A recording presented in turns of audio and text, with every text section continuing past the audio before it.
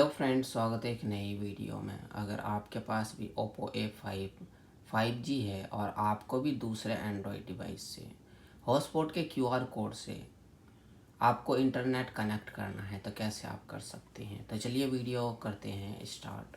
सबसे पहले जो है आपको हॉटस्पॉट का QR कोड निकाल लेना है डिवाइस में, और उसके बाद जो है आपको सेटिंग्स को करना है ओपन। यहाँ पर आपको मिलेगा वाईफाई पर क्लिक करेंगे।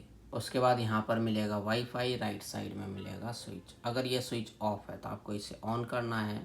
यहाँ पर आपको मिलेगा स्कैनर, क्लिक करना है। जो आपने QR कोड निकाले हैं हॉटस्पॉट का, आपको उस QR कोड को स्कैन कर लेना है। जैसे ही आप स्कैन करेंगे आपका जो है इंटरनेट कनेक्ट हो जाएगा। तो आप इसी तरह से कर सकते हैं। तो आज की वीडियो में बस इतना ही, और हमारे वीडियो देखने के लिए share, subscribe, like, bell icon के बटन ज़रूर दबा दें ताकि नई वीडियो का नोटिफिकेशन आपको मिलता रहे। मिलते हैं नेक्स्ट वीडियो में एक नई टॉपिक के साथ। तब तक के लिए नमस्कार।